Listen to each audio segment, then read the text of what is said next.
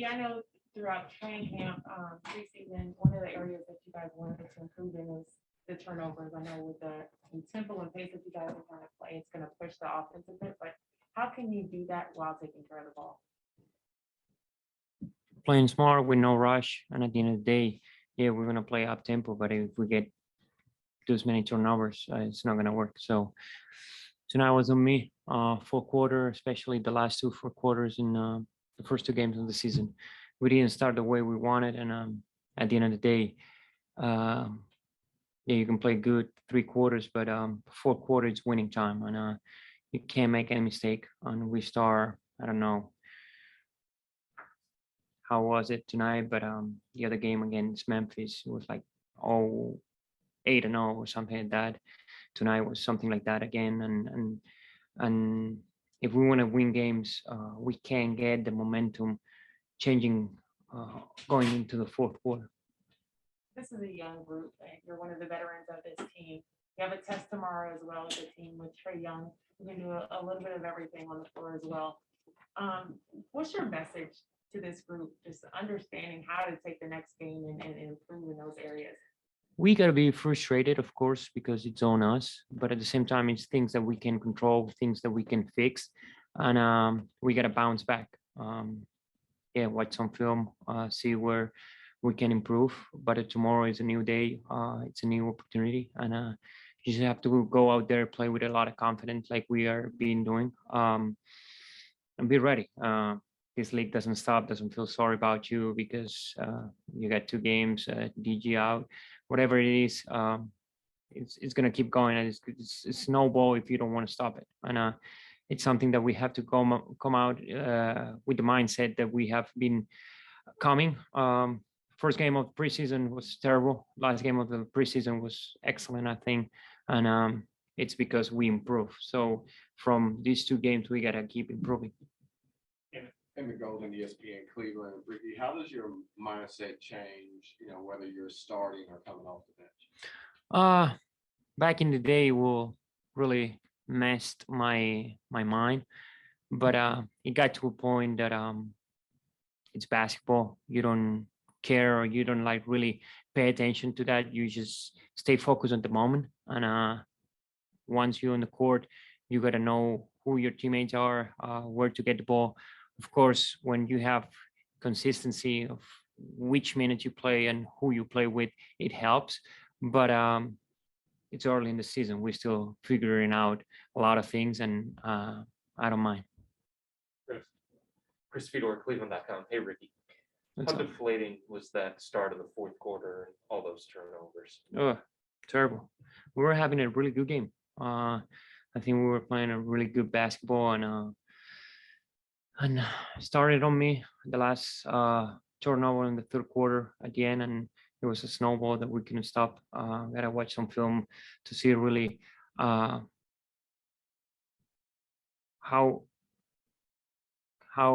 were all the turnovers, because it happened so fast that I don't remember all of them, but I know it was a lot of them. And we got to figure out some plays where 2 or 3 turnovers in a row, we got to go to some of the plays that we want to play and at least get a shot. I mean, you're not going to make all the shots, but at least cut the momentum, because on fast breaks, they kill us tonight. And it was because of us, because a lot of turnovers, and there's nothing you can do going back on that. Same thing happened in Memphis to start the fourth quarter. Did you see a common denominator between the two starts? No, it was different. I think in Memphis, it was more defense mistakes. Tonight, it was more offense mistakes. So it was 2 different way. But there's something that we have to really focus on, and it's concentration. Fourth quarter, the momentum, it's hard to change when they start 8-0 or something like that in the fourth quarter. Seriously, the Athletic. Ricky, we talked how you have a very crafty ability to pass the ball and everything, but kind of like some of those turnovers were from those passes. Is part of this like a balance of guys learning how you do pass the ball and in those situations, and sort of like still finding a group between you and some of the other guys on the floor? No, it was all on me.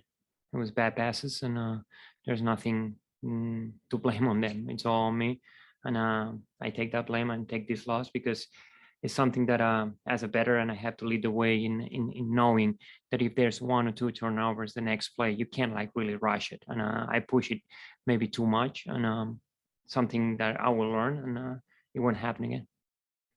Wow. Marlon Riding our Akron Beacon Journal. Have you had a team, what you mean, when you're talking about the snowball effect, have you been on a team that like figured out how to, I mean, I would assume you have some experience in how to stop the snowball. Yeah, I mean, it gets heavy, but yeah, it's about taking care of the details and trusting the process. At the end of the day, if we work today, the result is not going to show tomorrow. It's going to show in a couple of weeks. That being said, you have to trust what we're doing and buy in what we do here. It's a young team, of course, but there's a lot of talent, and it's something that's new. Laurie never played at the 3, and he's playing at the 3. We got to figure out how to really take advantage of that. Don't stop the movement of the ball. And there's 2 things that we've been preaching and been doing bad during all preseason. It's turnovers and offensive board from the other team. And there's 2 things that has been hurting in these 2 games. And like I said, we have to figure out a way how to improve that in that area and trust it. So if there is a drill tomorrow, well, tomorrow we get a game, but next practice on how to box out, we got to pay attention. Even we tired because of back-to-back or whatever, we got to pay attention of details and make sure we getting the message from the coaches. Message is there. How we figure out and do it in the game, it's gonna dictate how our season is gonna go. Ask to Chris and discuss it. Yeah, Ricky, you said you're putting this one on you. Did you vocalize that to the guys after the game? I think they saw it, but of course, it's something that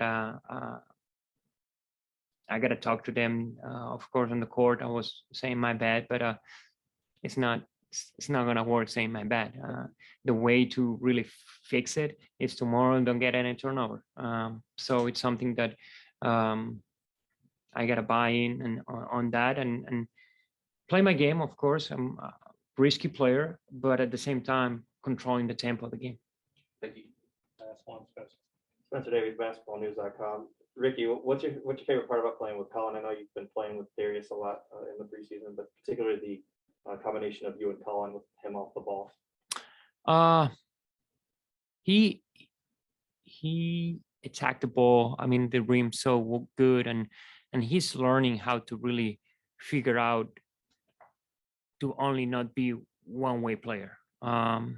And on a way that's only scoring. I think he again, I missed the open 3, but he really did a really good job on finding open guys, but at the same time attacking the rim. That's what we need from him.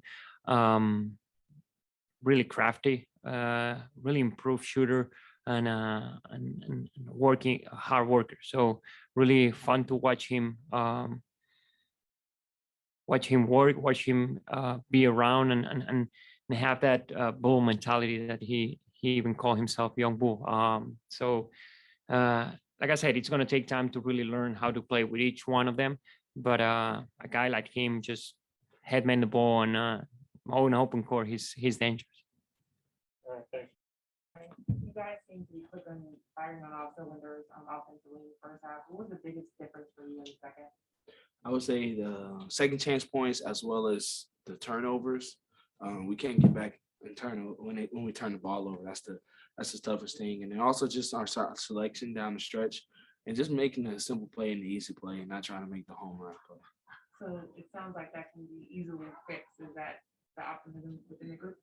Oh yeah, absolutely. We got another one tomorrow. We can't dwell on it too much, but we're gonna watch a lot of film tomorrow and see what we need to correct. At the end of the day, we got to protect the ball and get back in transition. Even if we do make a mistake or someone's not supposed to rotate, we have to make sure we're there for our teammate and help them. And no matter what, we can't leave anyone on the island by themselves because it's kind of hard. As far as your performance tonight, you just said you were very efficient. You're learning how not to just be a one-dimensional guard, this is one guard. How would you say that you're changing your style? Just pretty much just picking and choosing my spots and when to shoot it, when not to, and also just making plays for my teammates. And just making the right play.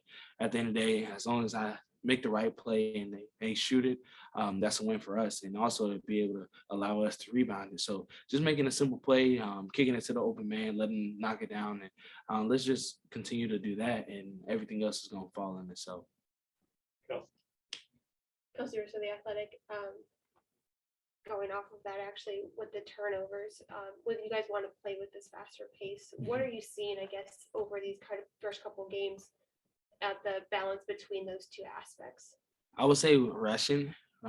Even though we want to play fast and play with some pace, we can't rush. We got to make sure we're making the right reads, as well as playing at a high tempo. At the end of the day, we can't go out here and just rush passes, as well as like make turnovers. And if you're not sure, don't throw it. That's how we pretty much just been talking about it, especially after the game. We feel like as a team, we have to get better at that and making sure that we need to make the easy ones and not try to go make the home run plays. And then obviously Ricky filling in at point guard tonight with Darius out. But what do you like playing beside him, and just how he dictates the offense? Ricky's a really good passer, as well as like the floor general. At the end of the day, Ricky been around a lot of basketball, so me being out there on the floor with him, it's been helping me a whole lot, just because he sees some things that I don't, or he'll tell me some things that I'm like, okay, all right, well, next time down, I'll make sure I do that. And he just always correcting me on the fly, especially on defense, making sure we're talking. At the end of the day, you can tell he's a vet, and some things and some plays he'll be 2 or 3 steps ahead, and he'll let me know about it. So it's kind of cool. Wow. Well, right now, Akron Beacon Journal, Ricky took the blame for this because he thought all those turnovers in the fourth were on him. So, I mean, was that necessary? No, not at all. At the end of the day, we all make mistakes on the defensive end. At the end of the day, we got to have his back. And he might turn the ball over. I might turn the ball over. Whoever turns the ball over has to just continue to get back, and we have to help that person back and get a stop. It's not just on Ricky; it's on all of us as a team and as a group. I know he probably really hard on himself just because he's a little tricky with the ball a little bit, but I know he's going to be better tomorrow, and we're going to help him. Even if he does turn the ball over, we're going to sprint back every single time and help him get a stop so that turnover goes away. So. And when you mentioned he's a couple steps ahead of you, does he give you grief about being so old and you should be keeping up with him? Yeah, well, Ricky's birthday was it was actually yesterday, so he's been like, I need vet treatment. That's pretty much his mindset. Chris Fedor, Cleveland.com. Collin, going off of that a little bit, for somebody like Ricky to be one of the leaders of this team and to shoulder that responsibility and take that accountability, what does that mean to hear that, though, from somebody like that? It's huge. It's huge, and we know how hard he wants us to play. And at the end of the day, we're out there playing for him, and as well as playing for the team. And at the end of the day, he's our brother, and we want to, whatever he feels like he needs to like improve on, we're going to go out there and help him. Maybe it was us stepping to the ball, making sure that he didn't turn the ball, just the little things and helping him out, especially moving forward. We're going to talk about it. We're going to watch it. And I know a few plays, me and him have to make sure we're on the same page, because at the end of the day, he's really smart with the ball, and I have to make sure I'm on the same page as Ricky, because he might see something I don't. So that's it.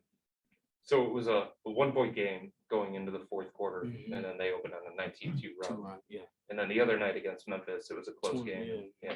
So you know where I'm going with this. Yeah. How deflating is that? It's tough. It's tough. We play really hard in 3 quarters, and at the end of the day, we have to make sure we finish the fourth quarter right, and we got to make sure we start. It's the start.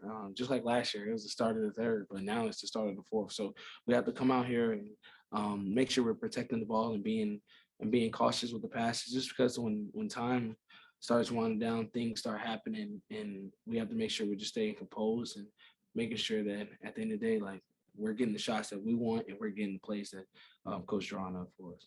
Thank you. Spencer. Pennsylvania's basketball news.com. Colin, I'm noticing the first couple of games that you're taking quite a few pull-up threes. I didn't notice that too much last year. So what about putting that into your game has been behind that? And are you comfortable taking those? Oh, yeah, absolutely. I've been working on it all summer, and coach, he's given me the freedom. If he sees the hills below the 3-point line, I'll have the green light to let it fly, whether it's me, DG, Ricky, whatever, KP, whoever has the confidence to shoot it. And at the end of the day, I have to take those shots for my teammates because I hit 2, and now they had to come up a little bit, and now everything else is going to open up. Me getting to the basket, me making plays for my teammates, as well as I just continue to put pressure on the basket and put pressure on their defense. So it's probably going to be easier than pump faking when you get inside, right? Yeah, just a little bit.